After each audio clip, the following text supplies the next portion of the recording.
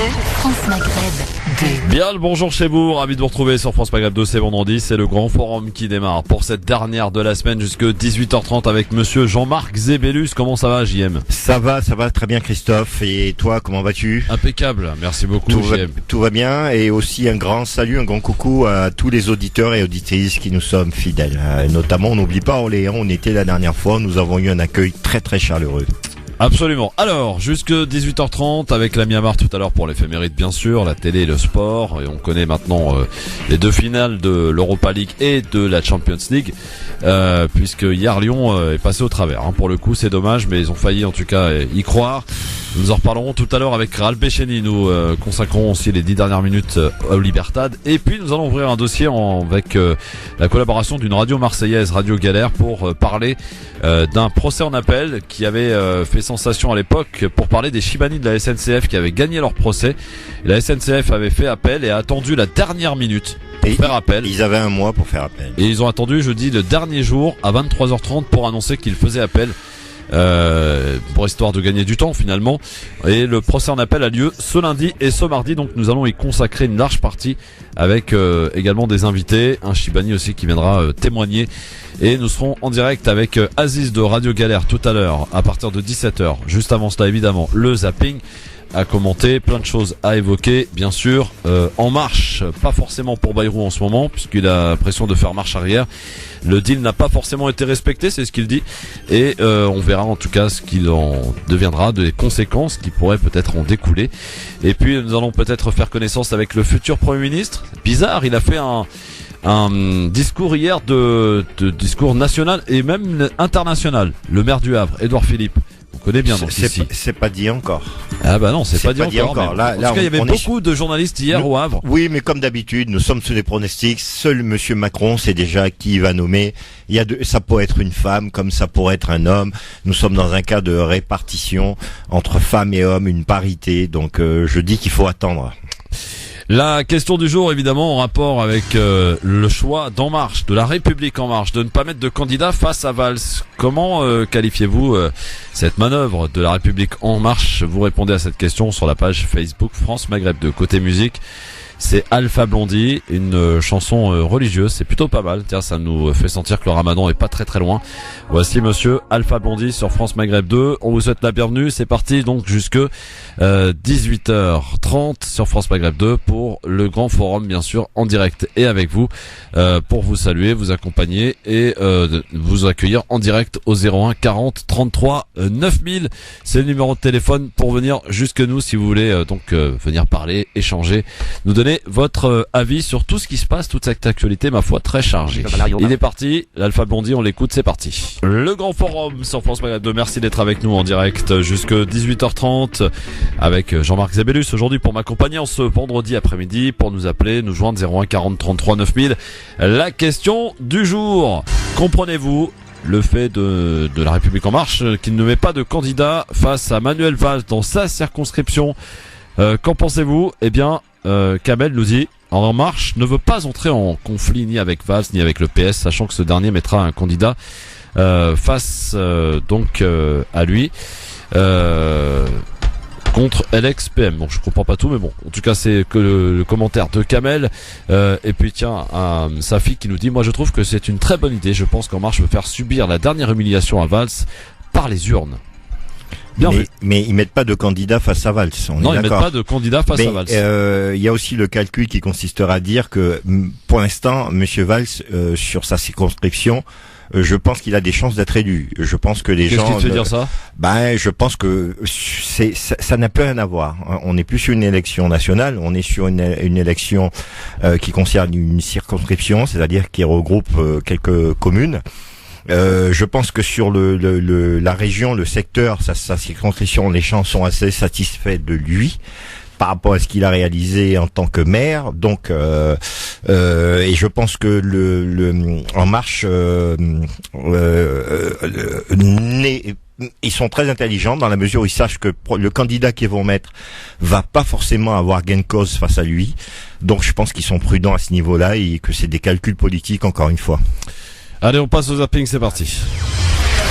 Alors, dans le zapping aujourd'hui, depuis hier soir, il y en a un qui est en colère, il s'appelle François Bayrou, s'estimant lésé, pas assez de candidats MoDem représentant En Marche dans les circonscriptions. Du coup, Richard Ferrand en a profité hier soir lors de son passage sur France 2 pour rappeler ses promesses à François Bayrou lors des négociations avec Emmanuel Macron. Écoutez. Avec cette prise de position de François Bayrou, est-ce que vous pouvez nous dire si cet accord est définitif ou encore une fois si vous pouvez lâcher du lest en sa faveur? Non, mais il ne s'agit pas... Écoutez, je crois que c'était le 22 février, sur votre plateau, François Bayrou rappelait que dans le cadre de l'alliance qu'il avait faite, il n'y avait pas de calcul d'apothicaire sur les circonscriptions. L'enjeu, c'est quoi? C'est que sur chaque circonscription, lorsque En Marche avait la meilleure ou le meilleur candidat pour incarner ce renouvellement, eh bien, il était retenu par la Commission nationale d'investiture. Et lorsque c'était les amis du Bonnet, eh bien, c'était quelqu'un qui venait du MoDem. Et donc, il nous reste encore du chemin à faire et nous allons l'accomplir ensemble. Donc, on comprend qu'il y a une marge de manœuvre peut-être sur les 148 sièges. L'essentiel, c'est l'objectif. Qui n'ont pas été attribués, en tout cas, pour ces candidatures. Voilà pour la remise à plat, en tout cas des choses selon Richard Ferrand. Cela dit, François Bayrou qui convoque un bureau politique ce soir, s'estimant donc lésé. Rappelons quand même que le fait que Bayrou ait rallié Macron, qu'il ne se présente pas à la présidentielle, a fait gagner 6 points à Macron. Donc est-ce que là, pour le coup, c'est pas une petite trahison? Oh, une trahison, je dirais plutôt c'est un calcul que représente le parti concrètement, d'accord, on parle de 6 points hypothétiques et tout, etc. Mais il faut dire une chose, c'est que le parti de Monsieur Bayrou, est-il vivant, a-t-il vraiment un poids dans le paysage politique concrètement? Peu importe, les accords restent des accords, cher ami. Oui, mais là maintenant on est dans des calculs. Monsieur Macron cherche avant tout de pouvoir avoir une certaine majorité pour pouvoir mettre en application son programme. Je pense qu'on est à l'heure des calculs. Là maintenant, pas trahison, on ne sait pas ce qui a été décidé en coulisses. Bon, en tout cas, Bayrou est pas content, hein, pour le coup. Dans le zapping, un peu de légèreté à présent et une belle récompense pour ce qui est de ce boulanger qui a obtenu et gagné le concours de la meilleure baguette de Paris, qui du coup d'ailleurs sera le livreur officiel, donc en ce qui concerne le pain, la baguette, à l'Élysée, donc pour Emmanuel Macron. Écoutez de qui il s'agit. Le grand prix de la baguette de tradition française attribué à Samy Boitour, patron avec son épouse de la boulangerie Brun dans le 13e arrondissement de Paris. La nouvelle a été annoncée hier par le président de la Chambre des métiers et de l'artisanat. L'aspect, le croustillant, la cuisson de l'ami, l'odeur et le goût sont les critères de la baguette parisienne. Désormais fournisseur officiel du Palais de l'Élysée, l'heureux élu, également récompensé d'une enveloppe de 4 000 €, était arrivé 2e au concours de 2015. Eh bien, on est sûr au moins que Macron mangera du bon pain, mon cher ami Jean-Marc. C'est déjà un bon début. Écoutez, on n'en est que pour le début, laissons-le travailler et puis on verra. Faut pas commencer à l'attaquer déjà. Est-ce que je l'ai attaqué là? Je dis qu'il mangera du bon pain. Oui, je m'intéresse à sa santé. Je subodore cette petite attaque sympathique. On peut plus rien dire. Hein. On est rentré dans un système dictatorial avec certains et notamment ceux qui ont voté Macron. On peut plus rien dire dans ce pays. C'est un truc de ouf. Tout le monde n'a pas voté Macron. Oui, tout le monde n'a pas voté Macron. Beaucoup de gens se disent avoir voté contre Marine. Oui. Donc, bon, pour moi, le votre contre n'existe pas, mais beaucoup de gens l'expriment comme ça. Donc, laissez-le faire, Monsieur Macron. Donnez-lui ce qu'il faut pour pouvoir commencer. Et puis, si ça va mal, soyons les premiers à riposter, à descendre dans la rue, à manifester. D'ailleurs, Hakim Rahal rappelait les chiffres. Seuls 16% ont voté pour Macron et pour son programme. Tout le reste, selon lui et d'après ses chiffres, ont voté contre lui. Enfin, contre Marine. Oui, mais on va pas Ça fait pas beaucoup d'adhésion quand même. Non, ça fait pas beaucoup d'adhésion, mais on va pas commencer par un blocage déjà d'entrée de jeu et mettre le pays en difficulté. Alors, dans le zapping, Jean-Luc Mélenchon à Marseille, le leader de la France insoumise, est officiellement candidat dans la 4e circonscription des Bouches-du-Rhône, face notamment au socialiste sortant, Patrick Mennucci, qui dénonce une attitude qui, selon lui, fait le jeu du Front National. Jean-Luc Mélenchon, lui, il pense même ne pas faire de concurrence au Parti Socialiste. Écoutez-le, c'est ce qu'il a dit hier à Marseille. Je veux le remplacer, c'est-à-dire que nous allons tourner la page. C'est clair. c'est clair. Oui, nous allons tourner la page des gens qui nous ont trahis pendant 5 ans. Nous allons tourner la page des gens qui ont imaginé la déchéance de la nationalité. Nous allons tourner la page des gens qui ont fait la loi El Khomri. Nous allons tourner la page des gens qui ont voté le report en commission de l'amnistie pour les syndicalistes. Oui, nous allons tourner cette page, en effet. Mais je vais vite, j'apprends vite, je suis assez doué. Le maire m'a offert des livres, j'en ai acheté et je connais plein de monde ici.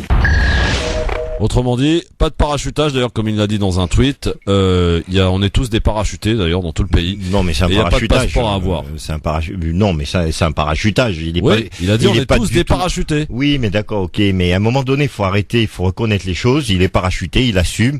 Après, il fait ce que son âme et conscience lui dit.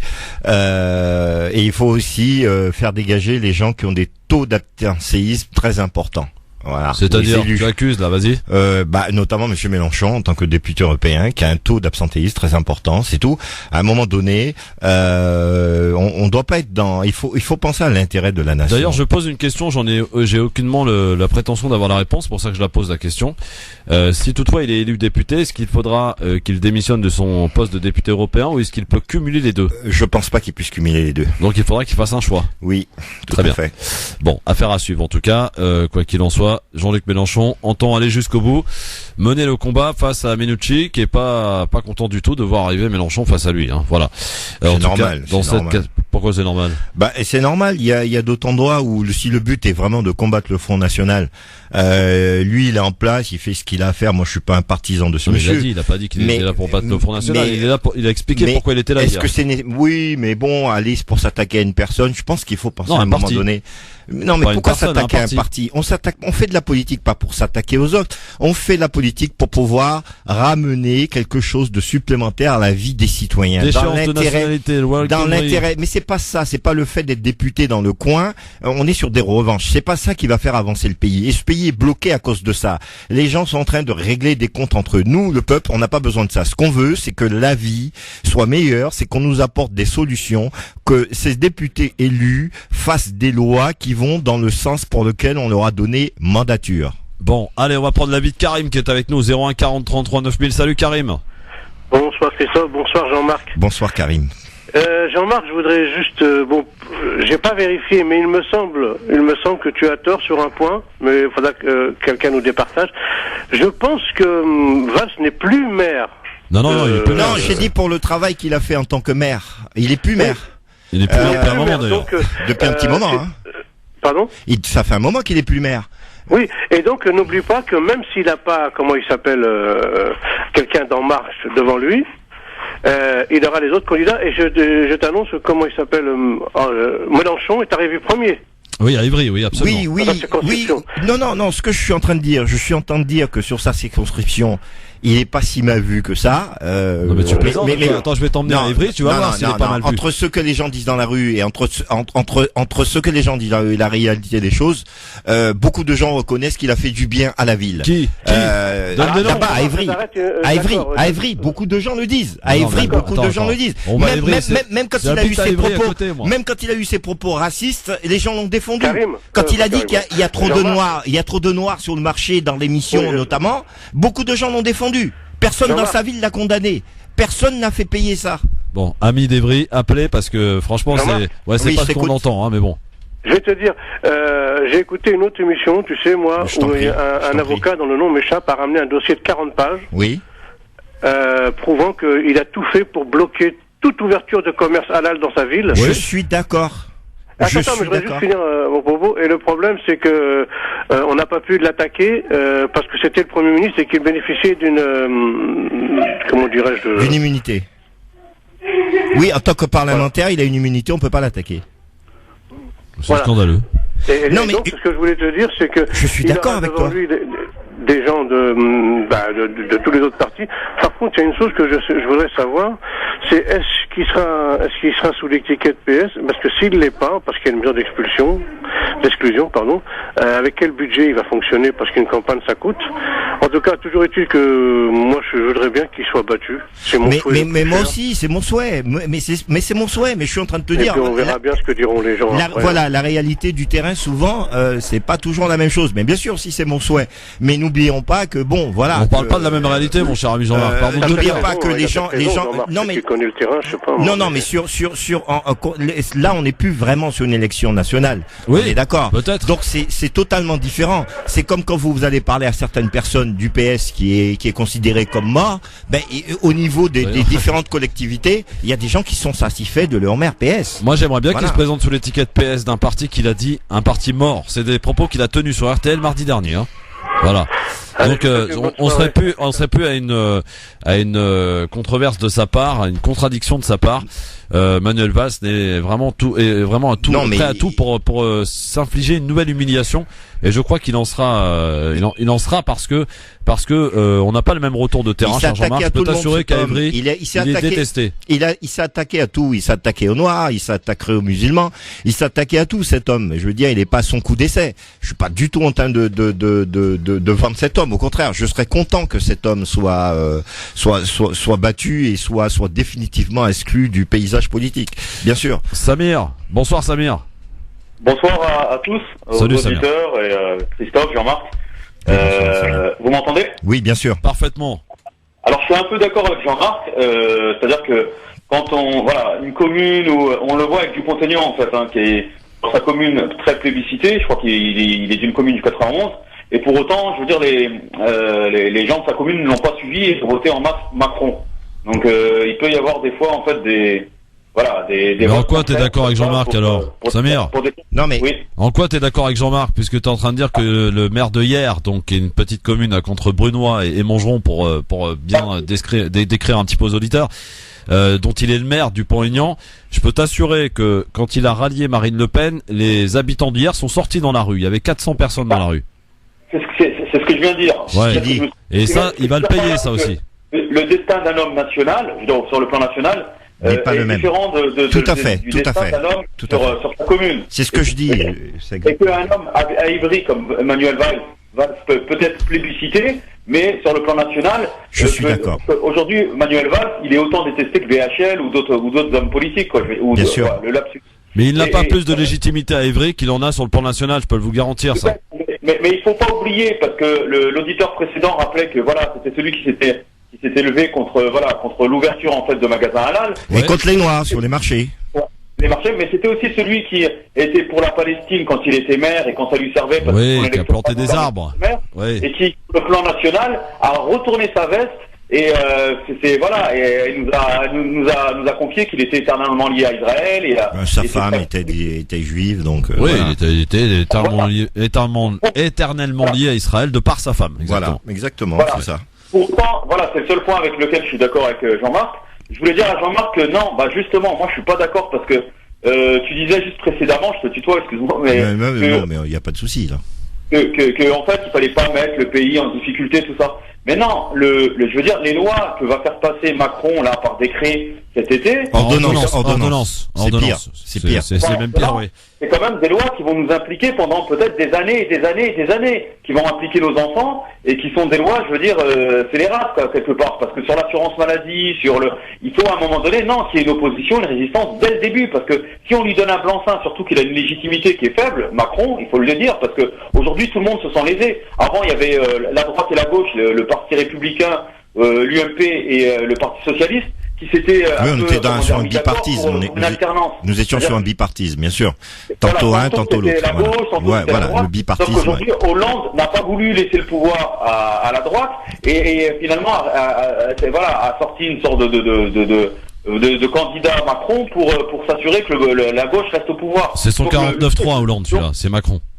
Donc oui, Macron, Emmanuel. Non, mais le 49-3 c'est Valls, c'est pas Macron. Non, mais d'accord, mais c'est le 49-3, c'est un jeu de mots. C'est le 49-3 d'Hollande, c'est Macron. Oui, tout à fait, c'est Macron. Contre la droite.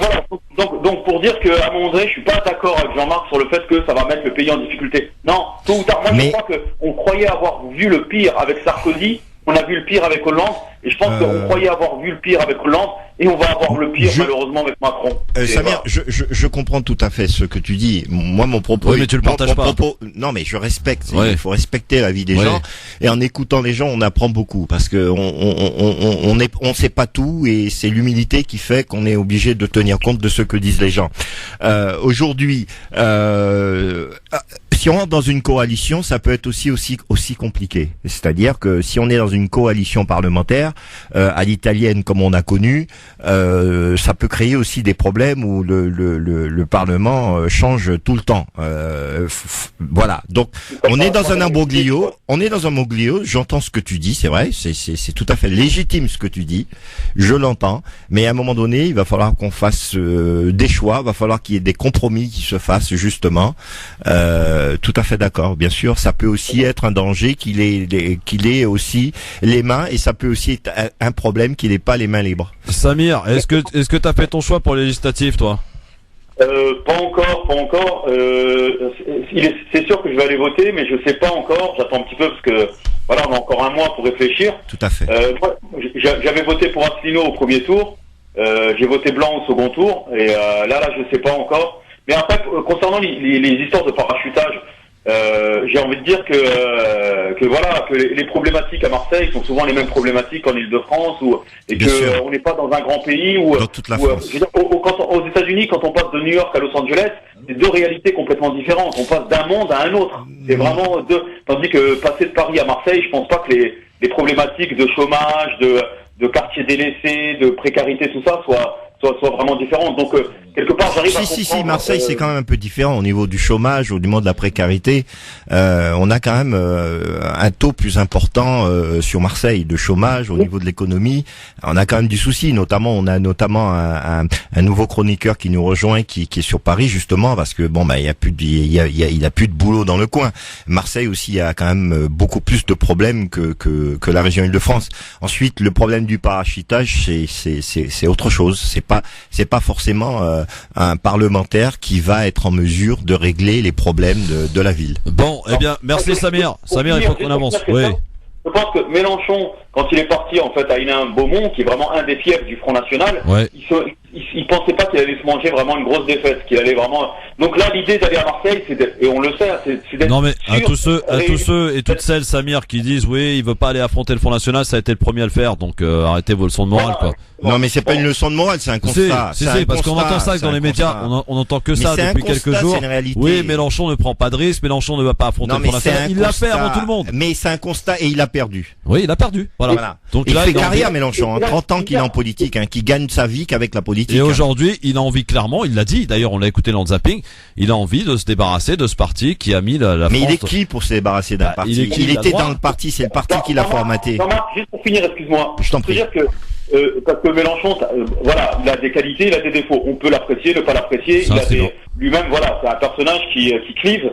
Mais ce que je veux dire par là, c'est que si Mélenchon n'avait pas été là pour capter les voix du Front National au premier tour, crois-moi que Marine Le Pen, elle aurait fait plus de 30% si Mélenchon ne s'était pas présenté, je pense. C'est pas faux. C'est pas faux. C'est possible. C'est pas faux. Je dirais que c'est possible. C'est une manière indirecte de s'opposer au Front National, ce qu'il a fait. De manière implicite, parce que, voilà, ça a été quand même le seul à pouvoir capter les voix du Front National. Merci Samir. Merci beaucoup. Pour qu'on prenne Ahmed. Merci Samir. On va accueillir Ahmed qui est avec nous. Salut Ahmed. Bonjour Christophe. Bonjour Jean-Marc. Bonjour Ahmed. Oui, voilà, moi je voulais rebondir un peu sur ce que vous avez dit tout à l'heure concernant Valls. Je suis pas tout à fait d'accord avec vous, je vais vous en donner bien sûr les raisons. Je considère que, au-delà du fait que vous considérez que c'est une élection, je vais dire locale, il faut pas oublier que Evry avait toujours voté pour le Parti Socialiste, et le Parti Socialiste, c'était quand même le premier parfois le deuxième parti de France. Il se trouve que, Valls en était ministre, de l'intérieur, donc quand même un poste assez régalien, d'une très grande importance, par la suite Premier ministre. Aujourd'hui, il se trouve sans étiquette, il a trahi je veux dire son parti, les gens, bon, ils peuvent avoir une certaine sympathie pour lui, et puis bon, il y a cette, ce que vous avez dit, bon, si vous voulez, cette récurrence, je veux dire, par rapport à lui, c'est-à-dire, bon, il a déjà bien structuré la région, c'est pour avoir absolument beaucoup de soutien, mais les gens, je veux dire, aujourd'hui ont compris qu'il ne vaut plus rien. Je veux dire, s'il est sans étiquette, et c'est ce qu'il me semble, je veux dire, le guetter, bientôt, parce que le Parti socialiste n'en veut plus, et puis les Républicains, enfin le parti de Macron, je veux dire, à la unité de justesse, bon, même si on ne peut pas l'avouer sur le fait que est-ce qu'il devait ou pas présenter, je veux dire, un candidat dans cette circonscription. Et c'est pour ça que, il me semble, vous auriez eu raison, je veux dire, quelques années plus tôt, mais là, il n'est plus rien. Je veux dire, sa ville, elle n'a rien à gagner, parce que déjà, elle a une mauvaise étiquette par rapport à ce qu'il a fait. Enfin, par rapport aux 2 trahisons, déjà aux primaires, plus celle-là. Il y a aussi son alter ego, et je suis très heureux, qui s'appelle Bouti Malek, et je veux dire, qui, ma foi, bon, aujourd'hui, ont subi un peu de plein fouet ce qu'il a eu aussi comme comportement à l'endroit, je veux dire, et du Parti socialiste, qui lui a donné le sein, et puis qu'il a critiqué, même à un moment donné, il a parlé de Sarkozy comme si c'était son père spirituel, etc., etc. Vous voyez ce que je veux dire? Oui. Je ne suis pas en train de dire, je suis pas en train de défendre Monsieur Valls. Je suis en train d'attirer l'attention. Je suis moi, je voudrais qu'il dégage, parce qu'il s'attaque à tout le monde. Pardonnez-moi, je reprends la parole, mais c'est uniquement pour dire qu'aujourd'hui, pour la ville d'Évry, il ne représente rien. Exact. Je veux dire, moi, imaginez que vous soyez à Évry.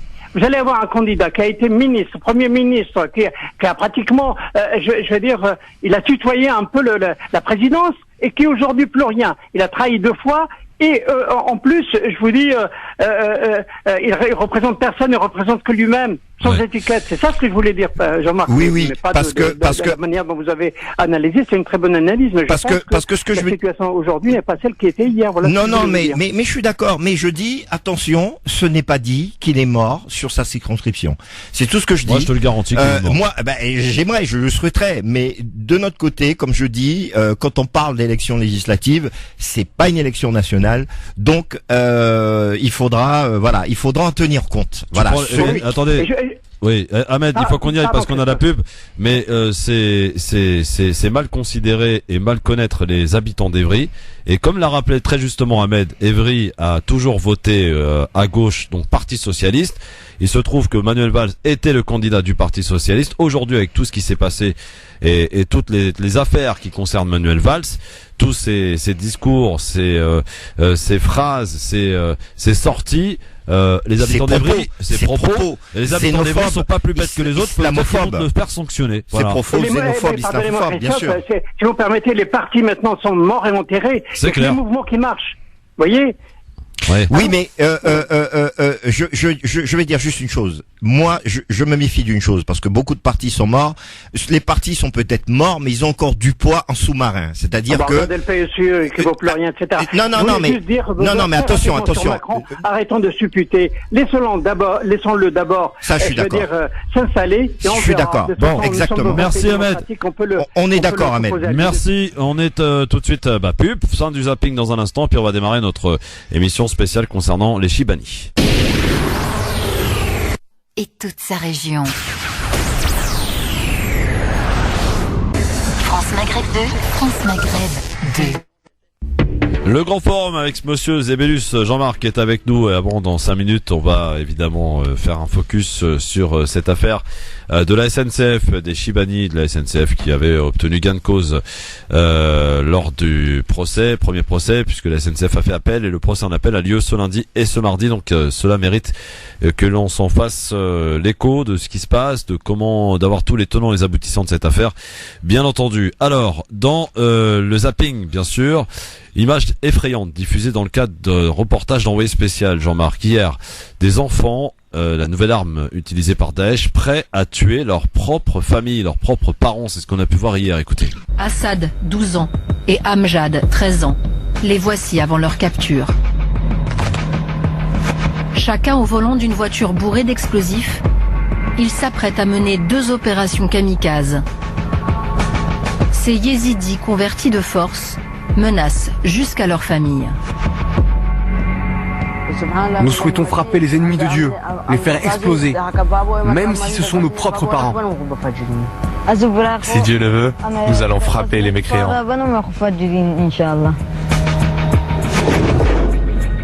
Les opérations sont filmées au drone. La mort des 2 adolescents ressemble à un jeu vidéo. La cible, des chars de l'armée irakienne.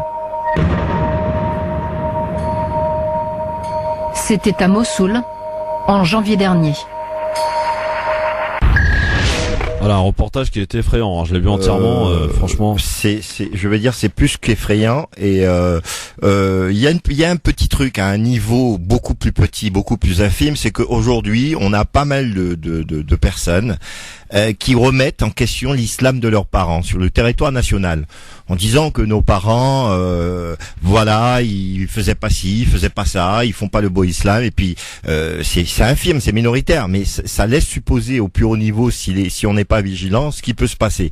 Aujourd'hui, beaucoup de jeunes qui sont un certain nombre, pas beaucoup, ils sont une minorité, pensent que ils connaissent tout, ils ont tout vu. Ils savent tout, on peut plus rien leur apprendre. Ils sont formés sur YouTube, ils sont sur Google, et ça nous montre les dérives où on peut y aller si nous ne sommes pas vigilants, si les musulmans eux-mêmes ne sont pas vigilants par rapport à ce genre de choses, parce que le lavage de cerveau qu'ils font aux gamins, c'est incroyable. Ça n'a mais strictement rien à voir avec l'islam. Tout le monde le sait. Pour finir ce zapping, les spéculations vont bon train quant à celui qui deviendra le Premier ministre de Emmanuel Macron. Annonce faite lundi. Normalement, il pourrait faire partie de cela. Écoutez, il s'appelle Édouard Philippe, maire du Havre. Il a fait un discours assez étonnant hier au Havre. Il y avait, pour l'occasion, beaucoup de journalistes. Il sait bien qu'il est sur la shortlist, mais il sait aussi qu'il n'est pas le seul. Édouard Philippe, maire Les Républicains du Havre, pourrait bien devenir le Premier ministre d'Emmanuel Macron. Mais hier soir, il n'a pas voulu commenter les rumeurs et s'est même faussement étonné de la présence des journalistes. Je suis désolé de vous dire qu'ils vont être un peu déçus. Je ne sais pas ce qu'il va faire. Personne ne sait ce qu'il va faire. Peut-être choisira-t-il la tradition. Peut-être choisira-t-il la transgression. Si il transgressait, alors là, il faudrait voir. La transgression serait donc de le choisir lui. Lui, l'homme de droite. Lui, le proche d'Alain Juppé. Une communication visiblement déjà très bien travaillée. Sans dévoiler ses intentions, le maire du Havre n'a en tout cas pas du tout fermé la porte à Matignon. Effectivement, c'est le nom qui revient en force. Jean-Marc, est-ce que ça serait un bon choix pour un Premier ministre éventuel ? Et un moyen pour clôturer le parti de la droite, en l'occurrence. Ce serait prétentieux de ma part de dire que c'est un bon choix. Il est clair que c'est un monsieur qui gère très bien sa ville, où nous avions l'occasion de faire des émissions sur le Havre, rencontrer les différents partis politiques, avoir fait des débats. Je dois dire que c'est un monsieur qui n'a pas apparemment a priori de casserole, mais il a géré une ville, il n'a pas géré une nation. Donc je pense qu'il faut, comme à chaque élection présidentielle, on a toujours des spéculations sur le Premier ministre qui sera nommé. Je pense que le mieux ce serait d'attendre sagement qui Monsieur Macron va nommer en son âme et conscience. Je vous rappelle la question du jour, à laquelle vous pouvez répondre évidemment sur la page Facebook France Maghreb 2. Comment comprenez-vous le choix du mouvement La République En Marche de n'avoir pas mis de candidat face à Emmanuel Valls dans sa circonscription, donc en Essonne? Ousmane qui nous dit pas de conflit avec Valls, les Républicains, le PS, Mélenchon et pourquoi pas avec le FN. En fait, plus de partis d'opposition en France, ça serait mieux. C'est ce que nous dit cet auditeur.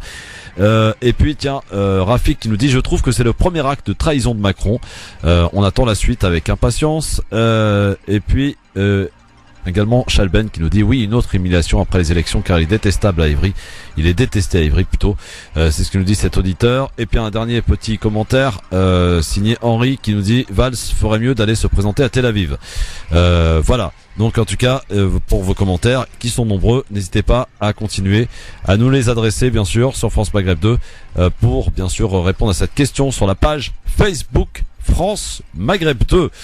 Mon cher Jean-Marc, chers amis auditeurs, auditrices, nous allons maintenant ouvrir cette page spéciale pour évoquer ce qui s'est passé à propos de l'affaire des Chibani de la SNCF. Nous accueillons avec nous, mon cher Jean-Marc, en studio Redouane. Redouane, bonjour. Bonjour. Comment ça va, Redouane? Bien, ça pourrait aller mieux. Alors, présente-toi un petit peu aux auditeurs. Toi, tu es à la tête d'un collectif qui s'est occupé de cette affaire, qui l'a suivi de près. Oui, en effet. Je suis porte-parole de l'association Droit à la Différence. D'accord. C'est une association qui lutte contre les discriminations au travail. Ouais. Donc, c'est Droit à la Différence sans différence de droit. Alors, on va rappeler peut-être les faits, mais avant cela, on va accueillir avec nous depuis Marseille, depuis Radio Galère, Aziz. Bonsoir, Aziz. Oui, bonsoir Christophe. Bonsoir à tous vos invités. Comment allez-vous, Aziz? Oui, ça va. On peut se tutoyer, Christophe. Ouais, on va y aller alors. Il y a pas de souci. On peut se tutoyer. Moi, c'est Jean-Marc. Alors, Aziz, soyez le bienvenu. Vous aussi, vous avez suivi cette affaire de près concernant ces travailleurs. Alors, quand on dit qu'ils sont principalement marocains, on est dans le juste ou Redouane? Mais si on peut rappeler un petit peu les faits, un petit peu que certains auditeurs qui ne sont pas au courant, Redouane, il s'agit de la SNCF qui a été attaquée par un certain nombre, ce qu'on a appelé des Chibani, majoritairement des Marocains, qui ont subi des discriminations au sein de l'entreprise et qui justement ont porté cette affaire devant la justice, qui leur a donné raison. Il est à noter que sur 10 personnes, je crois qu'il y a à chaque fois 9 plaintes qui ont été retenues, ce qui est énorme. Donc ils sont à peu près à 800 et ils ont eu gain de cause. La discrimination a été reconnue. Ils ont eu gain de cause en première instance et la SNCF avait un mois pour faire appel, c'est ça. Il leur a été attribué une indemnité, ce qui est tout à fait normal par rapport aux préjudices discriminateurs qu'ils ont subis. Ce que dit la procédure, mais vous allez apporter des améliorations. Et ensuite, la SNCF a fait appel de cette décision, c'est-à-dire que on recommence à zéro. Et sachant qu'une procédure d'appel, ça peut mettre du temps. Et ce qui nous laisse supposer que s'ils perdent en appel, ils pourront même aller jusqu'en cassation certainement. Donc on est parti pour peut-être 10 ans. Donc. Et c'est histoire de gagner du temps, quoi. Ben oui, on est parti au moins pour 10 ans. Et ce qui est grave, c'est que c'est la SNCF, c'est l'État. C'est une société. Donc la décision, ce n'est pas la SNCF, à mon humble avis, c'est au-dessus. Redouane, qu'as-tu à rajouter par rapport à ce que vient de rappeler Jean-Marc? Eh bien, Jean-Marc a très bien défini ce qui s'est passé. Je voulais juste apporter quelques précisions. Bien sûr. C'est que les Chibani ont saisi les prud'hommes en 2005. Ouais. Oui, 2005, c'est voilà. Ça, tout à fait. La décision a été rendue le 21 septembre 2015. Ouais. Ça fait déjà 10 ans. L'appel a lieu 10 ans de procédure. 10 ans de procédure. Mais ça fait et la décision a été rendue en le 21 septembre 2015, il y a 2 ans. Ouais, le 21 septembre 2015. C'est ça, ouais. Un peu moins de 2 ans. C'est ça. Un petit peu moins de 2 ans. Donc la SNCF a fait appel. Il est vrai que la SNCF dépend du ministère du Transport et du ministère du Travail et que son président est désigné par l'État. C'est une entreprise à 100% publique. Oui. Et il est important de faire le focus là-dessus parce que l'État qui se dit ne pas vouloir faire de discrimination, en fin de compte, lui-même discrimine. Alors pourra pas donner des conseils aux entreprises privées en faisant la morale et en prenant la clause de nationalité qu'a créé une 3e catégorie de salariés à la SNCF. Les Chibani ne sont pas au statut, ne sont pas comme les autres contractuels, parce qu'il faut savoir qu'il y a 10 000 contractuels à la SNCF, ouais. Et que c'est essentiellement ceux qui n'avaient pas la nationalité française, on va dire pour plus de 90% des Marocains. Il y avait une clause de nationalité. La préférence nationale. Une clause de nationalité, c'est ouais. Ça. C'est le traitement n'était pas le même. Le travail fourni, c'est le même, voire plus, parce que quand on essaye toujours pour garder son travail. Ces hommes qui étaient très dignes comparativement à maintenant, qui voulaient pas de problème, qui essayaient de se plier à tout, parce que leur seule raison, leur seul but, c'était de nourrir leur famille et de tout ramener à leur famille. C'était ça qui était important, et c'est grâce à ça qu'il y a des enfants aujourd'hui qui ont pu faire des études, qui ont pu faire de grandes choses.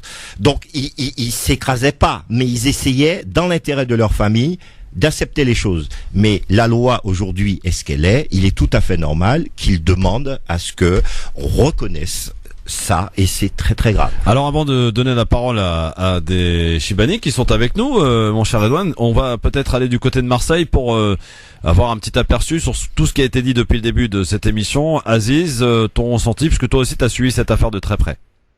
Oui, nous on vient en sorte ce qu'on appelle comme des porteurs de valises, comme dirait l'autre. Hein. C'est-à-dire que nous sommes des associations. C'est le Front Uni des immigrations et quartiers populaires.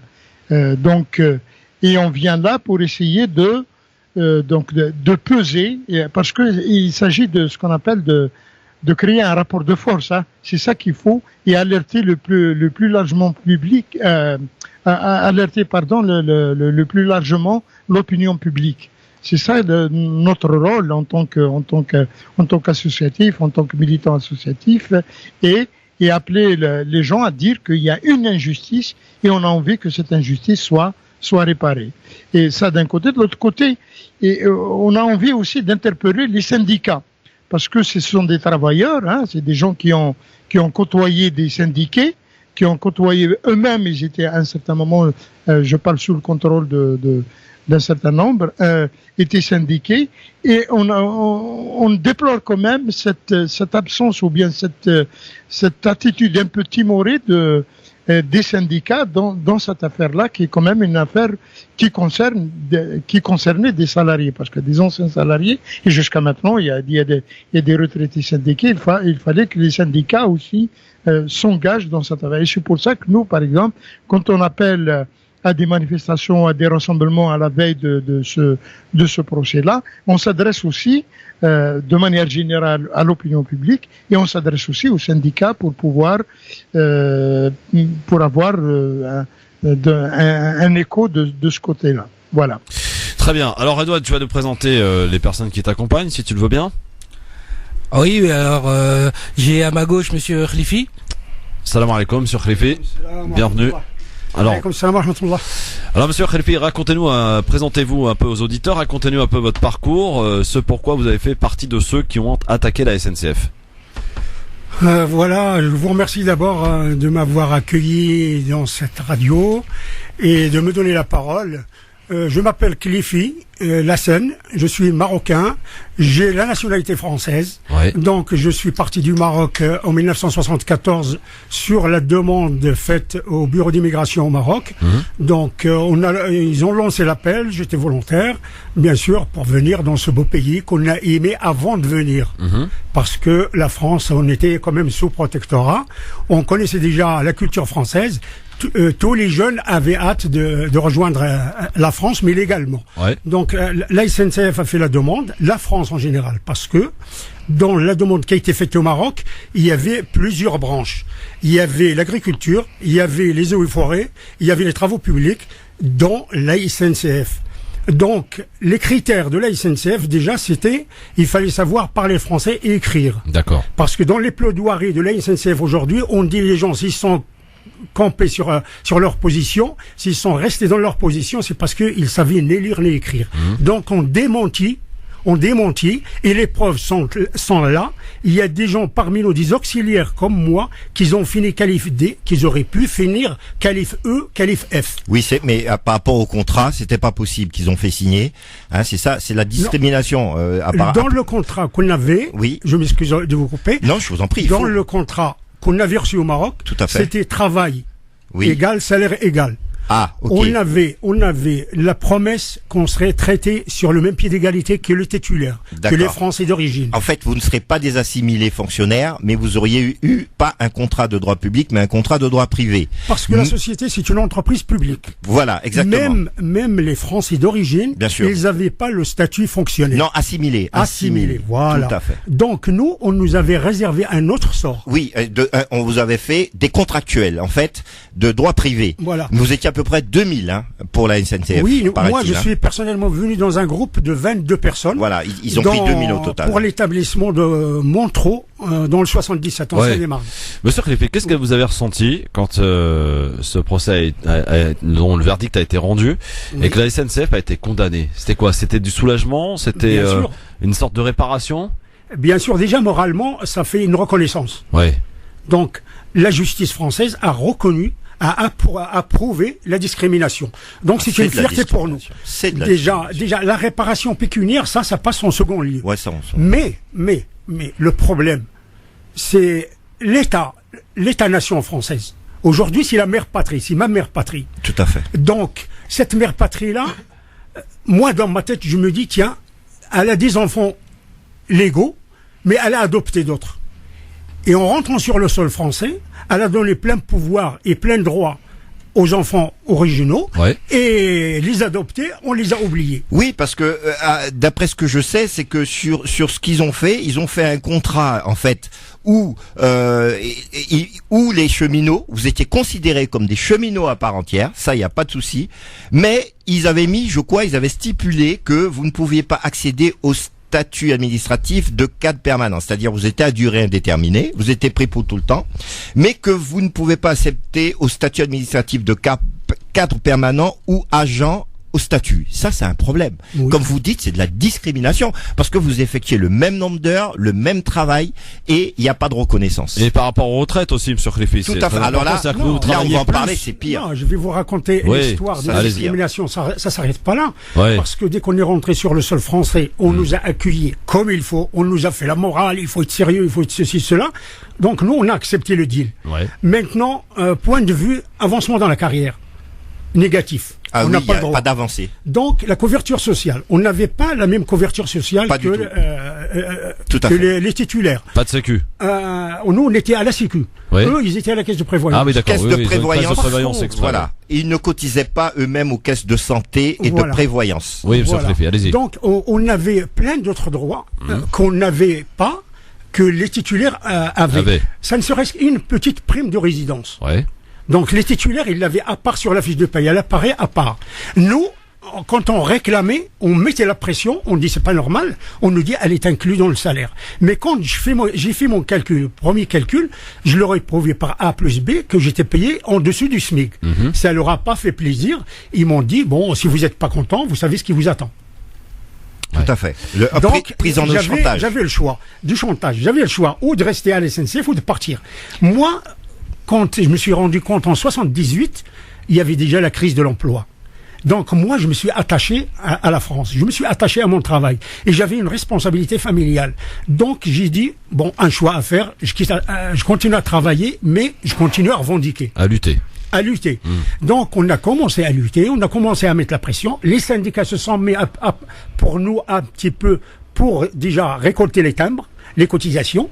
Mais quand on a commencé à poser les vrais problèmes, les vrais problèmes de discrimination, là, ça faisait pas plaisir à tout le monde. Non, mais vous avez revendiqué vos droits. C'est même pas des problèmes que vous évoquez. Vous revendiquez vos droits. Voilà. C'est pas des problèmes. C'est pire que ça. Pour eux, pour vous raconter une anecdote, pendant une réunion syndicale, un syndiqué, je nommerai pas le syndicat, il était qualifié D. Et je faisais le même travail que lui. Je lui ai posé la question. En ton âme et conscience, dans un pays de liberté, égalité, fraternité, est-ce que tu trouves normal que toi, tu as une évolution et moi, j'en ai pas? Et il m'a dit, si t'es pas content, il faut penser d'où tu viens. J'ai pris la carte, énervé, bon, je me suis emporté un petit peu. C'est le chantage. Je l'ai déchiré, j'ai dit, c'est fini de me parler du syndicat. Donc on a continué pour être bref un petit peu. Nous, on a accepté le contrat de la SNCF. On a accepté les conditions. On a accepté la charge du travail. On a accepté d'assumer la responsabilité de la sécurité des circulations, de la sécurité des personnels, comme nos collègues français. On a accepté toutes les responsabilités. Mais maintenant, quand on dit à la SNCF, quand j'ai écrit au Premier ministre Lionel Jospin, j'ai écrit au ministre des Transports, et il me renvoie toujours au RH de la SNCF, ressources humaines. Donc, les ressources humaines, ils se cachent derrière la nationalité. C'est l'État qui de toute façon, c'est l'État qui décide parce que en 2001, les plus anciens ont pu, en accord avec la SNCF, partir à la retraite de manière anticipée à 55 ans. A priori. Mais sans avoir cotisé tout leur trimestre. Donc, déjà là, c'est un piège. Déjà là, c'est un piège parce qu'ils vont forcément dire vous n'avez pas cotisé tout le trimestre. Mais dès le départ, vous êtes victime d'une discrimination. Oui, mais bon, sauf que nous, il y a des mots dans la loi française, ils disent nul est censé ignorer la loi. Ouais. Mais nous, on était jeunes. Non mais monsieur, on peut pas ignorer, monsieur, oui. là ça peut pas marcher. Oui. Maintenant quelqu'un me dit, monsieur, vous êtes noir, vous êtes arabe, je ne vous embauche pas. Moi je ne suis pas au courant que que ça se fait pas pour X raisons. Hein. Bon, je vois pas ça comme étant une discrimination, mais c'est pas pour autant que le monsieur qui m'a dit ça, qui a cette attitude, ne commet pas une infraction. Donc je passe la parole. Oui, un autre monsieur qui s'appelle Redouane, oui. Monsieur Alaoui, vous voulez donner des précisions? Monsieur Alaoui. Monsieur Alaoui. Bonjour à vous. Bonjour, vous êtes aussi... Bonjour, je suis auxiliaire comme monsieur, collègue, tout à fait. Cliffy, tout. Je suis arrivé au 29 mai 74. Bon, on a travaillé comme des esclaves. Moi, je dirais comme des esclaves. Vous étiez quoi? Vous faisiez quoi à la SNCF? L'entretien de la voie. D'accord. Le travail dur. Ouais. Pire que le bâtiment. Ouais. La pénibilité. La pénibilité. Je vous remercie de ce mot-là. Bon, j'ai travaillé un an, j'ai demandé ma mutation, je suis allé au Cité Pire. Bon, les Marocains, ils sont toujours à la disposition. Et là, on avait des passages à niveau. On travaille 12 heures égale 8 heures. Et c'est un régime... Payé 8 heures, vous travaillez 12 heures, payé 8 heures. Je fais 12 heures et j'ai payé 8 heures. Et c'est un régime ouvert, il faut que je reste toute la nuit les yeux ouverts. Attention à la sécurité, attention à la circulation, attention à tout. Bon, parce que à chaque fois je me plains de temps en temps, on me dit, vous êtes célibataire, nous, férié, Noël, jour de l'an et tout, samedi, dimanche, c'est toujours les Marocains qui sont toujours 3 passages à niveau. Et régime toujours ouvert. 12 heures égale 8 heures. Dans le pays des droits de l'homme. Dans le pays des droits de l'homme. Malheureusement. Monsieur Alaoui, lorsque la SNCF, et je pose la même question qu'à votre collègue, a été condamnée, vous avez ressenti une certaine satisfaction, vous avez été quelque part, finalement, vos droits ont été en quelque sorte récupérés dans un premier temps, mais lorsque la SNCF, et là vous allez voir qu'elle a été quand même tortionnaire jusqu'au bout, dans le sens où la SNCF a attendu le dernier moment du délai qu'elle avait pour faire appel, je crois, et là vous êtes tous les trois pour me dire si je me trompe, y compris Aziz à Marseille, qu'elle a attendu le dernier jour à 23h30, une demi-heure avant le délai, la fin du délai, pour faire appel. On est d'accord là-dessus ou pas? Oui. On est d'accord. Alors Aziz, vous qui êtes à Marseille, vous avez écouté donc ces témoignages. D'abord votre ressenti avant notre première pause. Oui, disons que le ressenti, c'est que ça, ce n'est que comment on va dire, la partie émergée de l'iceberg, hein, parce que cette discussion, c'est vrai qu'on est en train de discuter autour du problème particulier des retraités, des Chibani, de la SNCF, mais le problème, après on va essayer d'élargir les choses, c'est que ça concerne énormément de monde et ça concerne énormément de personnes qui ont travaillé, ou que ce soit dans l'industrie ou que ce soit ailleurs, et qui se sont fait arnaquer, tout simplement, c'est le mot qu'il faut, ou que ce soit par les entreprises. Discriminé, pire qu'arnaquer, discriminé. Oui, oui, discriminé. Bon, moi, c'est eux, ils ont été discriminés, mais il y a aussi d'autres situations qui sont aussi dramatiques que celles de nos amis les Chibani, donc des retraités de la SNCF. Il y a d'autres. Donc finalement, pour dire que il faudrait que ceux qui nous écoutent, toutes les personnes qui sont en mesure de contribuer à ce que la partie immergée de l'iceberg ressorte. Il y a nullement, ça veut dire une attitude de revanche ou quoi que ce soit, mais il y a une colère devant ces injustices-là, et cette colère-là doit s'organiser, doit s'exprimer de manière la plus organisée possible, et c'est l'objet justement de tout associatif des gens qui sont issus de l'immigration, et au-delà, ça veut dire que nous sommes un peu les premiers concernés, mais ça concerne aussi l'ensemble des gens. Aziz, on va marquer une petite pause, on est de retour très vite effectivement pour élargir un petit peu le terrain, pour savoir aussi bien qu'est-ce qui va se passer concrètement lundi, mardi. Est-ce qu'on va repartir de A jusqu'à Z, c'est-à-dire la première procédure. On va ici avec Jean-Marc peut-être étudier les recours que peut avoir la SNCF à l'issue de cet appel, et en fait je vous poserai la question, vous réfléchissez tous autour de cette table, mais finalement la SNCF en faisant appel, n'est-ce pas un moyen de faire gagner du temps? On s'adresse à des Chibani, donc des personnes qui sont âgées, d'un certain âge. Et le but pour la SNCF, c'est d'indemniser le moins de personnes possible. En l'occurrence, si je comprends bien. Sauf que les époux, les ayants droit pourront bénéficier. Mais je pense que eux, ces personnes. Ça, en posant la question. Non, mais ça c'est clair. Si, ça c'est clair. Bon. Ça c'est clair. Mais le problème aujourd'hui, en fait, ces Chibani, quand on comprend bien, ces gens, ce qu'ils veulent, ils veulent qu'on reconnaisse qu'ils ont été discriminés, qu'ils ont subi une injustice. Et eux, ils cherchent pas l'argent, mais ils cherchent qu'on reconnaisse qu'ils ont subi. Pub, et on est de retour très vite pour cette partie spéciale consacrée donc à ce procès en appel qui aura lieu lundi et mardi prochain.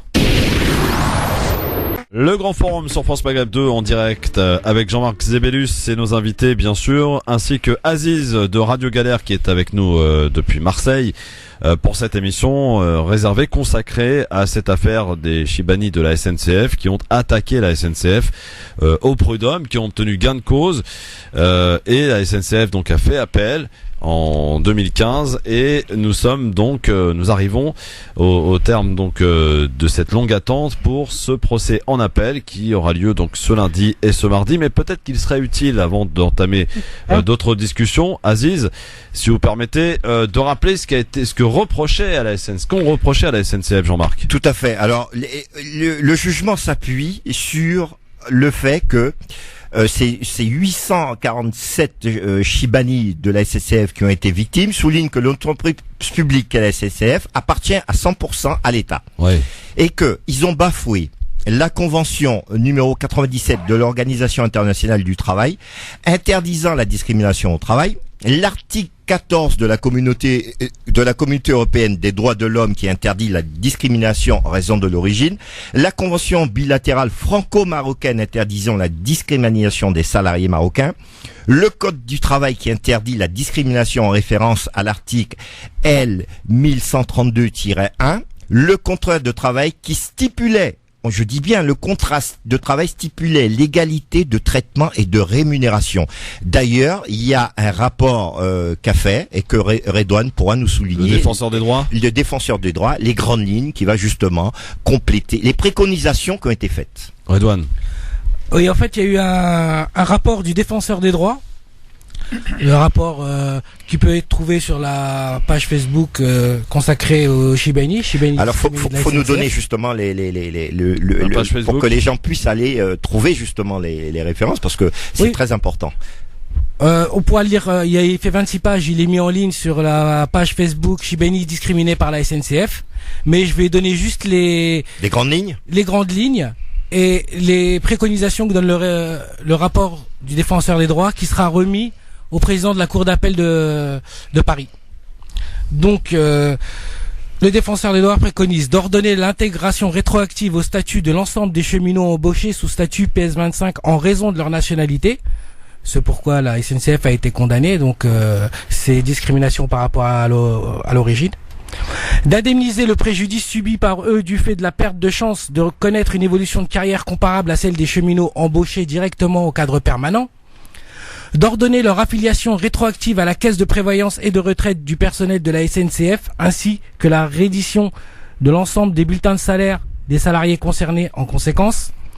D'indemniser les préjudices subis par ces salariés du fait de leur exclusion du bénéfice du régime de prévoyance applicable aux agents du cadre permanent, y compris des services de soins de la SNCF. D'indemniser les préjudices résultant de leur accès restreint aux facilités de circulation. Voilà ce que préconise le défenseur des droits, qui est pas un gauchiste échevelé, c'est Jacques Toubon. Jacques Toubon, ouais, absolument. Bon. Et par rapport à ça, je voulais juste ajouter que si on en est arrivé là, c'est grâce à des gens qui se sont mobilisés. C'est pas des syndicats qui sont venus. D'ailleurs, on peut aller sur leur site et regarder un peu ce qu'ils ont sorti comme tract, ou si juste ils font allusion à ce procès qui est fait à 843 de leurs collègues. Et je voulais remercier particulièrement le Front Uni des immigrations et des quartiers populaires qui s'est mobilisé partout en France, à Marseille, à Saint-Étienne, à Martigues, dans toutes les villes. C'est un mouvement. Ce qu'il faut dire, c'est que la grande partie des Chibani sont aujourd'hui français et que leurs enfants sont français également et que ces messieurs ont payé des impôts. Ces messieurs ont participé. Hein? C'est pas des gens qui étaient au RSA qu'on vient bien de me dire, c'est des gens qui ont travaillé, et dur, payé de leur santé, ces deux témoignages que nous avons eus, qui ont très durement travaillé, 12 heures, déclaré 8, et qui sont français et qui ont payé des impôts.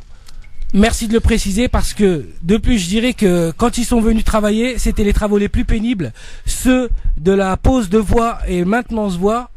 Donc toujours en extérieur, et ceux qui sont au niveau du triage. En plein hiver, en plein été, avec toutes les intempéries, quoi. Avec toutes les. Donc la préférence nationale qu'on a bien entendu pendant les élections, qu'on nous a prôné, existait déjà. Alors depuis les années 60. Voilà, les SNCF, le Front National n'a rien inventé, n'a fait que reprendre ces discriminations faites vis-à-vis des ressortissants des différents pays, parce qu'aujourd'hui, on peut pas dire c'est des étrangers, c'est des Français. Ils ont la nationalité française, ils sont français. Aziz, là-dessus, justement, sur ce qu'on vient d'évoquer, sur ce qui est reproché donc à la SNCF, sur le fait finalement que la préférence nationale, c'est pas nouveau, ça existe depuis les années 60. Un petit commentaire là-dessus avant d'accueillir Kamel qui nous attend aussi au téléphone, 01 40 33 9000. Oui, donc je crois que vous avez quand même dit beaucoup de choses, hein. C'est-à-dire qu'il y a d'autres choses. On est là pour ça, Aziz. Hein? On est là pour ça.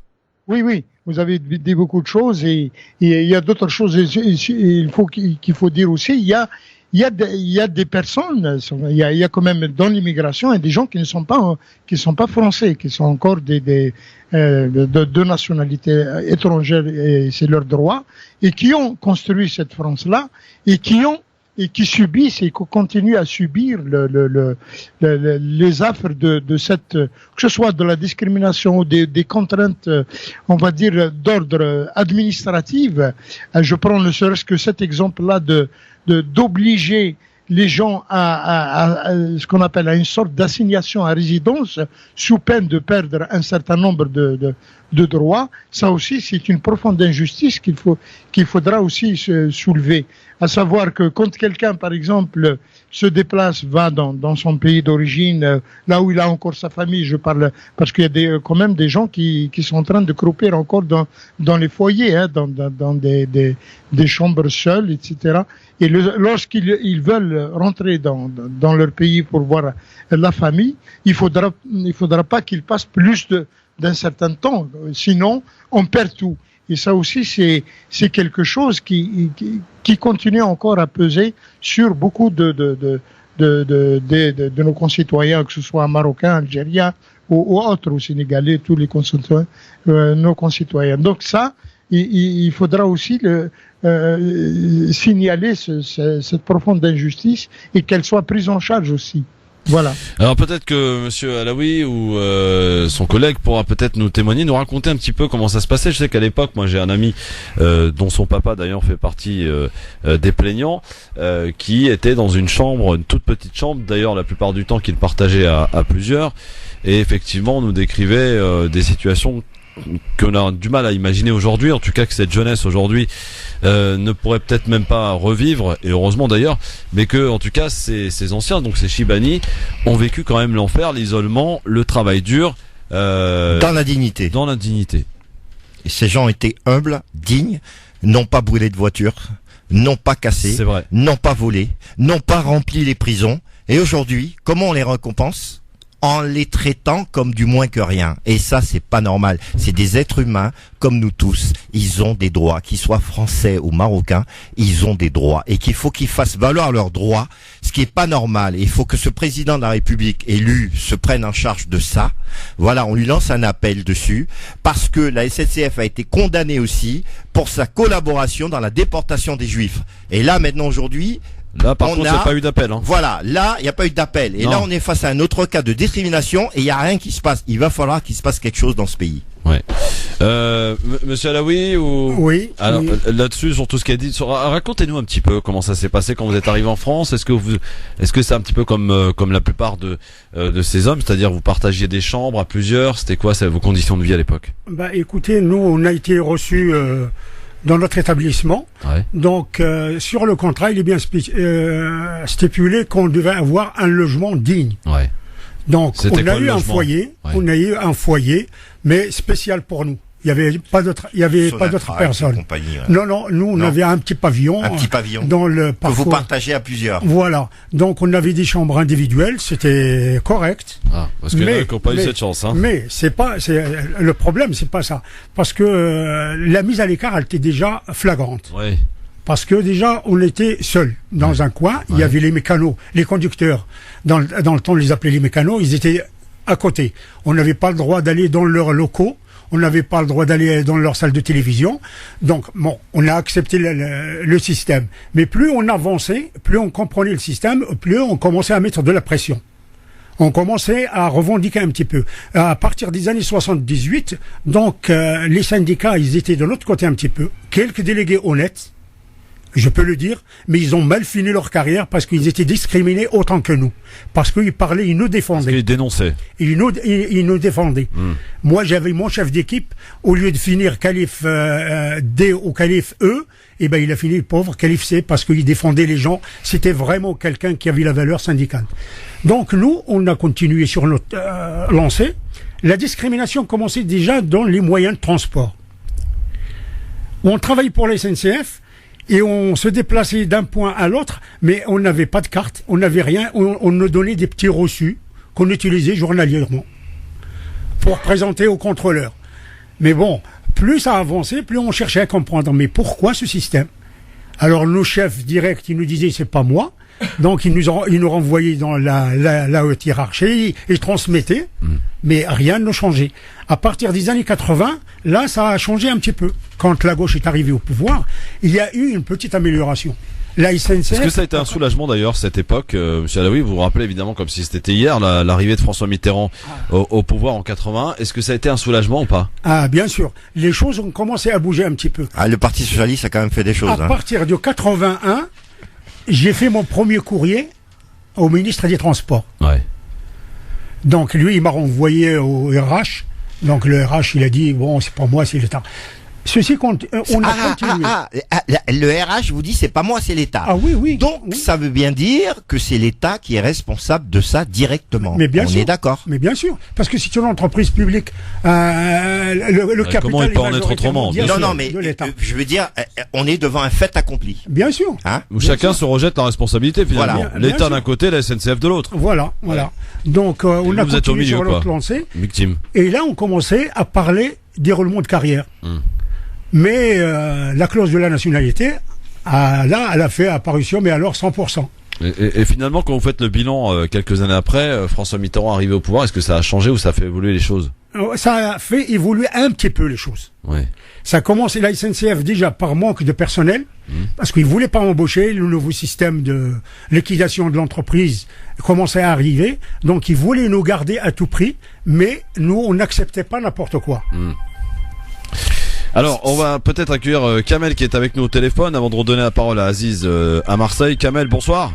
Oui, bonsoir Christophe, bonsoir à tous ceux qui interviennent depuis tout à l'heure. Très rapidement, Kamel, pour votre ressenti d'après ce que vous entendez là. Ce que je veux dire, c'est que d'une part, je voudrais remercier Redouane, Monsieur Aziz, etc., et rendre un hommage à ces hommes et tous ces hommes qui se sont battus et qui continuent à se battre. Moi, je fais partie de ceux qui ont effectivement, et je remercie Jean-Marc parce que je voulais intervenir sur cette allusion, notamment de cette gestion qu'ont eu l'État français, notamment concernant les Juifs, etc. Et les similitudes sont frappantes. C'est pour ça, il ne faut pas se dédouaner de ça et de se dire que les choses ont évolué. Je ne crois pas qu'elles ont évolué fondamentalement. C'est pas l'arrivée de la gauche, puisque la gauche, elle a toujours participé, figurez-vous, à toutes les campagnes de colonisation.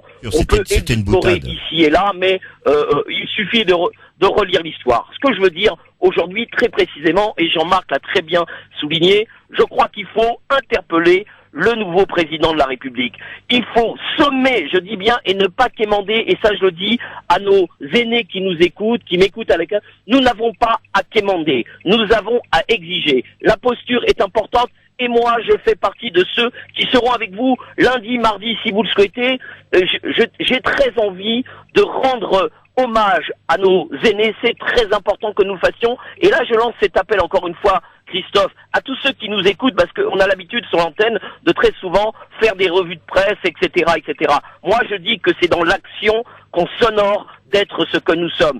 Donc, ceux qui le souhaitent, bien évidemment, les gens sont en province, etc., mais chacun doit faire quelque chose. Que vous soyez en province, en grande banlieue, vous pouvez appeler les ministères, vous pouvez appeler la SNCF, les uns et les autres. Chacun a le devoir de le faire. Je vous conjure de cesser d'intervenir et de faire une des pétition, oui, pétition. Mettons en place une pétition en ligne. Tous ensemble, et je crois que c'est comme ça qu'on rendra non seulement hommage à nos aînés, et nous devons faire en sorte que ces aînés, ces Chibani, soient respectés, honorés, et bien évidemment qu'ils soient rémunérés de ce qu'ils ont fait. Merci, et Kamel. c'est la meilleure des choses que nous pourrions faire. Moi, je serais ravi d'apprendre que finalement nous avons obtenu, parce que nous sommes battus à leur côté. Voilà le véritable intérêt. Merci Kamel, merci beaucoup de ton témoignage.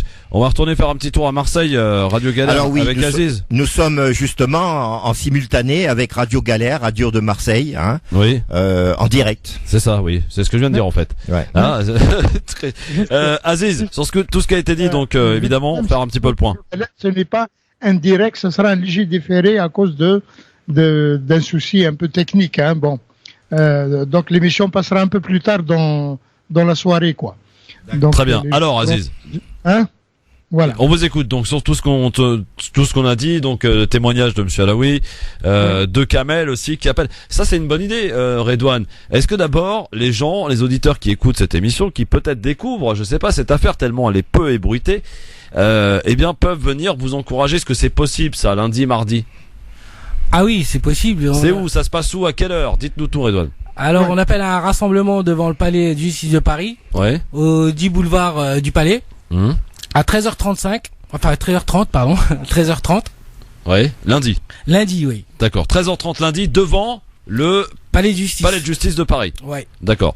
Et ben vous voyez Aziz, précisément sur ce qu'a dit Jean-Marc tout à l'heure qui est très intéressant.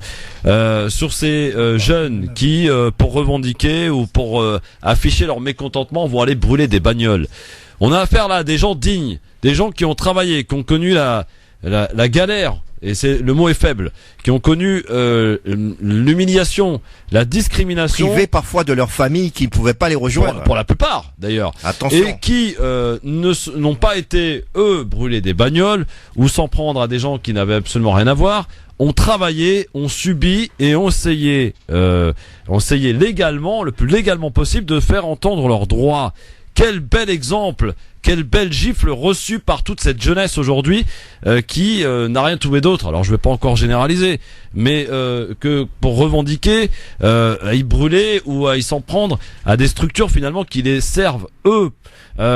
Messieurs, bravo pour votre dignité et pour la belle claque que vous mettez à tout le monde aujourd'hui. Et je dis, messieurs, à travers votre combat, vous êtes des grands hommes parce que c'est grâce à votre ténacité que nous allons pouvoir évoluer.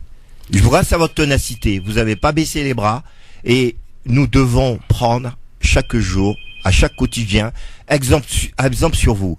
Plutôt aller regarder des stars de télé-réalité, nos vrais stars, nos vrais héros, c'est ceux-là. Ouais. Aziz. Oui. Alors, finalement, sur ce qu'on vient d'évoquer là, ta réaction. Oui, il faut dire aussi que les Chibani ou la première génération de l'immigration, certes étaient dans la discrétion, mais il y avait aussi des luttes à cette époque-là. Et ces luttes-là n'ont pas reçu les solidarités nécessaires de la part des syndicats ou d'autres choses. Je pense notamment au mouvement des travailleurs arabes qui a quand même mené les premières grèves de ce qu'on appelle de loyer dans les foyers pour protester contre les conditions d'hébergement dans ces foyers-là qui sont à la limite de l'indécence, ça d'un côté. De l'autre côté, si vous vous rappelez très bien, quand des travailleurs ont commencé à faire une grève à l'intérieur des usines Talbot, Peugeot à l'époque, l'ancien Premier ministre socialiste, Monsieur Pierre Mauroy, les montrait du doigt en disant que ce sont des gens qui sont liés à l'intégrisme iranien. À l'époque, c'était encore l'Iran qui était. Il y a l'Ayatollah lors de la tombée du Shah d'Iran. Ouais. Oui, finalement, l'ancienne génération s'est battue comme elle pouvait.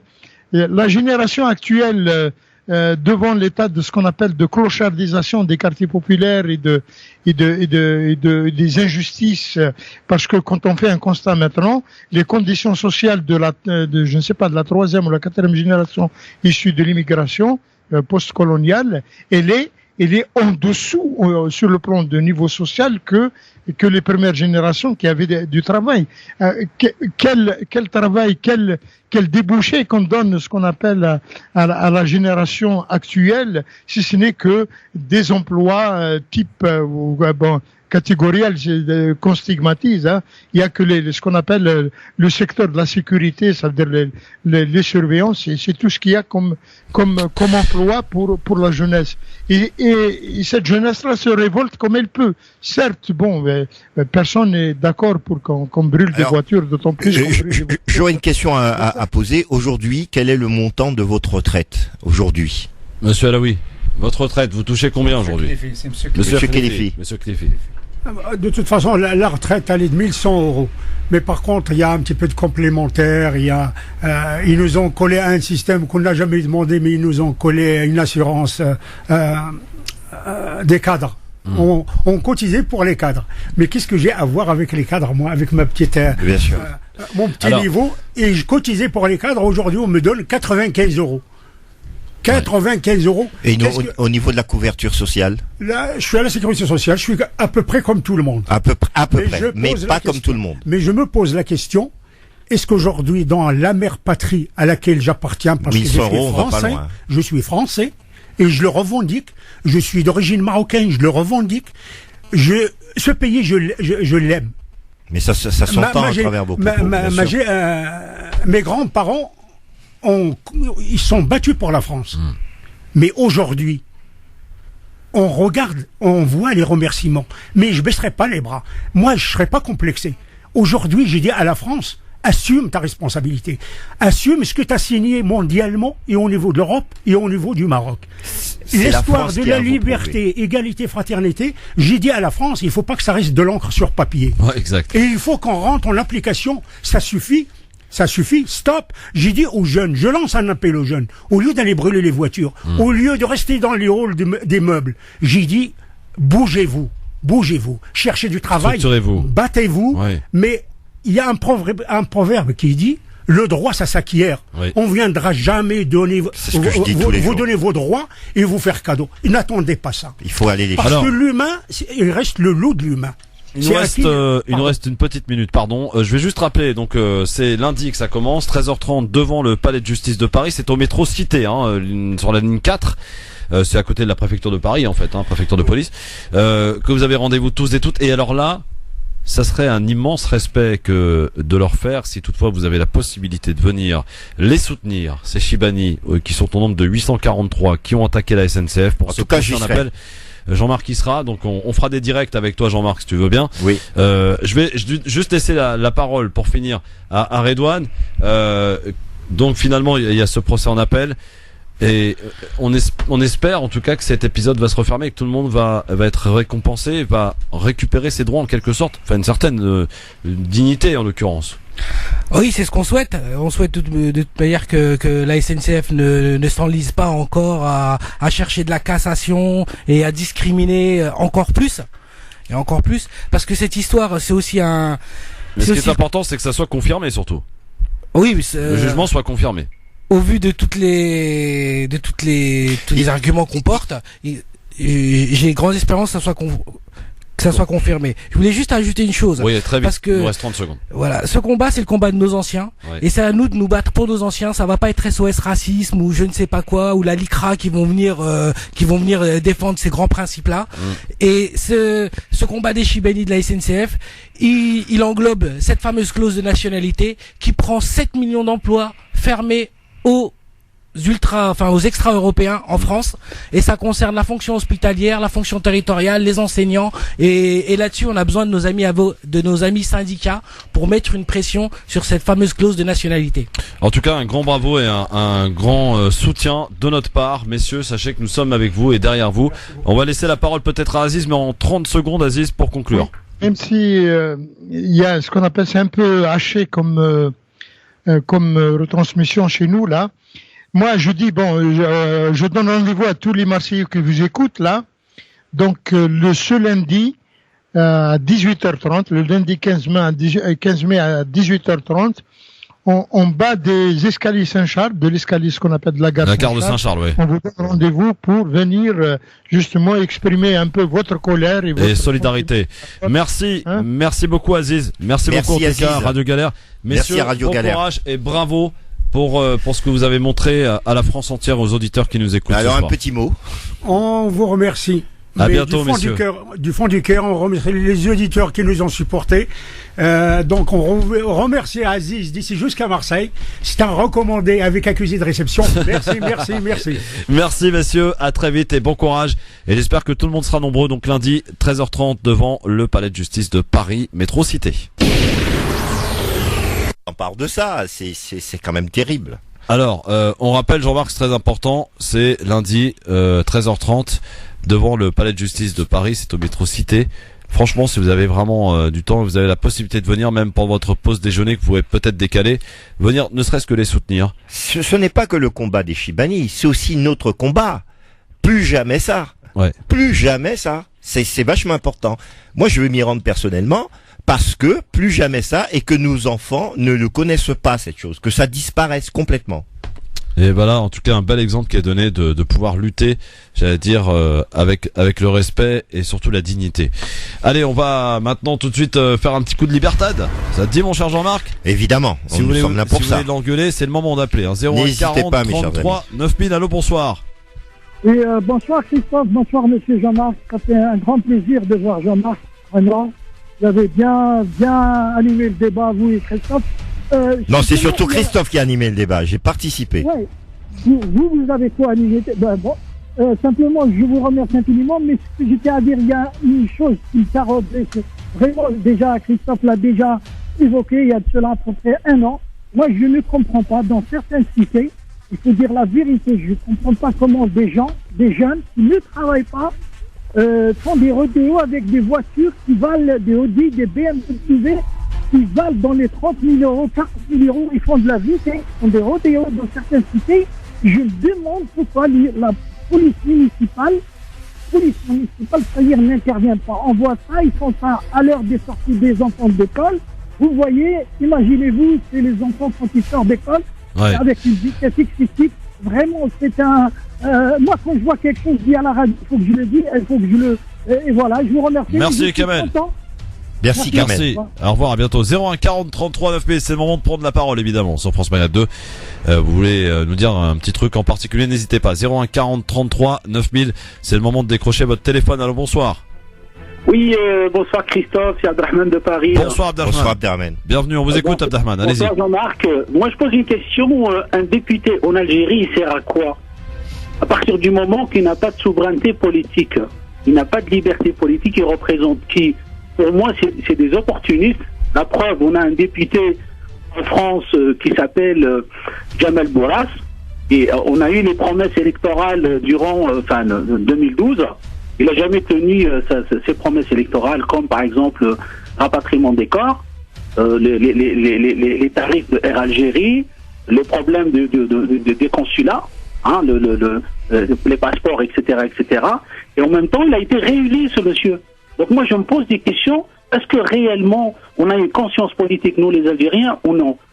À partir du moment que ce député représente que lui-même. Merci Abderrahmane. Merci Abderrahmane, c'est important de signaler les choses qui vous tiennent à cœur. En tout cas, cette élection a été remarquable dans un sens négatif, c'est qu'il y a eu un taux d'abstention record.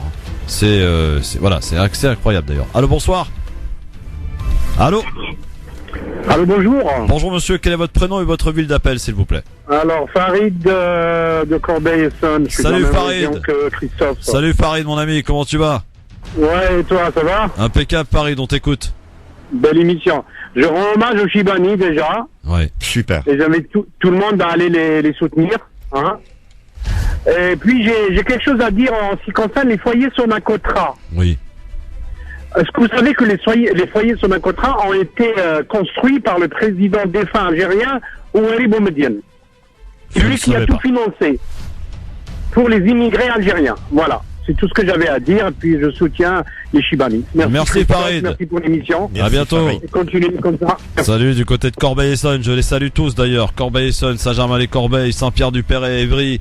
Ton fief, quoi. Ton Grigny. Fief, hein. Eh ouais, les Grigny là-bas. Le 9-1, ton fief. T'as déjà été à Grigny? On se croira au bled là-bas. C'est le bled d'ailleurs. Il faut aller au marché de Grigny, c'est, voilà. Oui, je connais la grande borne, le marché de la grande borne. Oui, absolument. Je connais, j'y suis allé. Oui, 01 40 33 9000, bien sûr, si vous voulez nous appeler. Quelques minutes encore pour Libertad, France Maghreb de le Grand Forum. On essaye de se faire l'écho, messieurs, dames. C'est important d'ébruiter ce genre d'affaires parce que personne n'en parle. Alors c'est vrai qu'on parle beaucoup de politique en ce moment, de ce qui se passe au travers des élections, mais il est aussi important de ne pas oublier les sujets essentiels, et celui-ci en est un.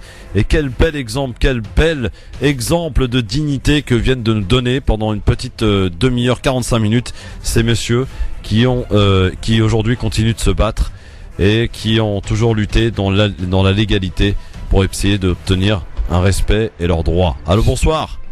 Bonsoir. Bonsoir, votre prénom et ville d'appel, cher monsieur. C'est Youssef de Paris. Salut Youssef, on t'écoute.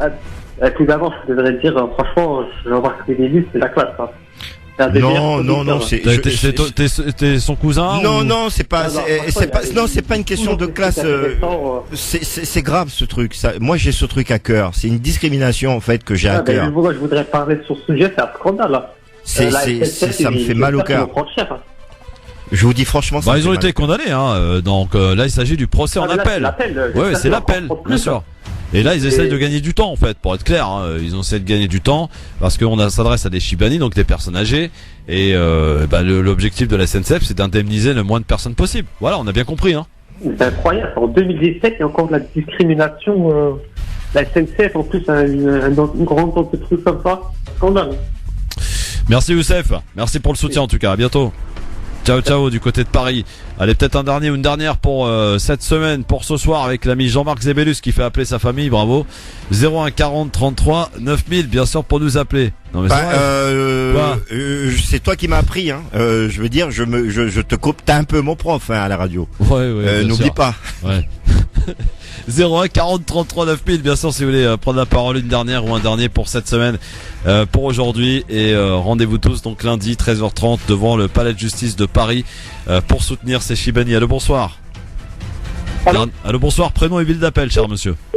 Ah, bon d'accord, au revoir monsieur. C'est dommage, ce fut court. 01 40 33 9000. On va prendre une dernière avant de passer à notre Chibani à nous, Amar, dans un instant pour l'éphéméride. Oui, c'est un Chibani, Amar. Allô, bonsoir. Allô? Oui, bonsoir madame, quel est votre prénom et votre ville d'appel s'il vous plaît? Alors, je m'appelle Razika, je suis d'Orléans. Bonsoir Razika, bienvenue à vous. Bonsoir Razika. Merci. On vous écoute. Je vous appelle concernant en fait ce qui se passe, les élections en Algérie en fait. Oui. Quand on disait que les députés ne servaient à pas grand chose. Oui. Aujourd'hui c'est une réalité. Je fais partie d'une famille justement où il y a ces genres de choses qui se passent. Et effectivement, en fait, c'est des gens qui se présentent sous l'appui de quelques personnes étrangères et qui ont un statut, qui bénéficient de droits ici et là-bas.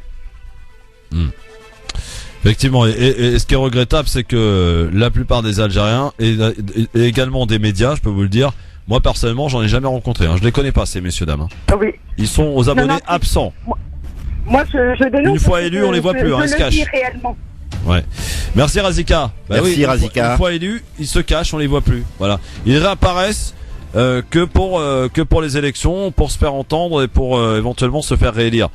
Moi personnellement, j'ai fait le choix de ne pas en recevoir. Comme ça, hop, on n'est pas complice de ce genre de mascarade, parce que ça suffit de prendre les gens pour des imbéciles. Et je vise personne, mais bon, les gens se reconnaîtront.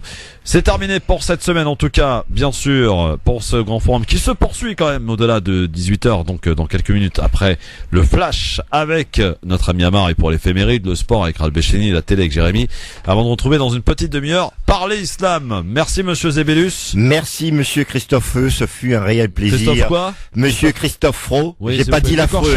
Je vous prie de m'en excuser. Merci à tous les auditeurs et on doit soutenir ces gens. J'y serai devant le tribunal et j'y serai même à 9h à l'audience. Très bien, merci beaucoup et merci à tous de votre fidélité de plus en plus. Lundi, je vous signale qu'on sera en best-of, mais mardi de retour avec une invitée prestigieuse. Il s'agira de la leader du syndicat, du plus gros syndicat étudiant anglais du Royaume-Uni, donc qui sera de passage à Paris et dans nos studios donc ce mardi sur France Maghreb 2 aux côtés de Yasser Louati, de Sabrina Artiste, Maïssa Leroy. Rendez-vous donc mardi. Bonne soirée. Je vois que Béja est dans sa livre déjà. Merci de votre fidélité. Le flash, le rappel de l'actualité avec Marine Garel. Bonsoir. Bonsoir à tous. Après la colère de François Bayrou, suite à la diffusion hier de la liste des candidats En Marche pour les législatives, Le Point rapporte une conversation téléphonique qui aurait eu lieu hier soir entre Emmanuel Macron et le patron du Modem. Mes troupes ont fait n'importe quoi, aurait expliqué Emmanuel Macron, qui aurait assuré à François Bayrou que tout cela allait être repris. Ou bien ça s'arrange en regrettant l'amateurisme et les actes mal intentionnés de ceux qui ont mené cette opération, ou bien les électeurs devront trancher la question de l'alternance. Fin de citation. Emmanuel Macron appliquera-t-il la réforme du prélèvement de l'impôt sur le revenu à la source? Cette mesure importante du quinquennat de François Hollande a été votée, on le rappelle, fin 2016 dans le cadre du budget 2017 et doit entrer en application en 2018. Un audit devrait être réalisé au mois de juin afin de déterminer si les conditions sont réunies pour lancer une expérimentation d'1 an du prélèvement de l'impôt à la source. Et puis Emmanuel Macron qui doit dévoiler lundi le nom de son Premier ministre. Après sa condamnation dans le dossier des prothèses PIP défectueuses, la société allemande TÜV va bien devoir payer 60 millions d'euros à verser à plus de 20 000 victimes. L'entreprise TÜV espérait obtenir un délai, mais la cour d'appel d'Aix-en-Provence a rejeté cet après-midi cette demande. 5 ans après le naufrage du Costa Concordia où 32 personnes avaient péri, l'ancien commandant est à nouveau confronté à la justice. La Cour de cassation italienne doit dire aujourd'hui si elle alourdit ou non la peine de 16 ans de prison contre ce capitaine. 23 Néerlandais nés de fécondation in vitro réclament devant la justice un test ADN de l'ancien directeur d'une banque de sperme qui pourrait être leur père biologique. Parents et enfants accusent ce médecin, mort en avril dernier, d'avoir lui-même donné son sperme au lieu de celui du donneur qui avait été choisi.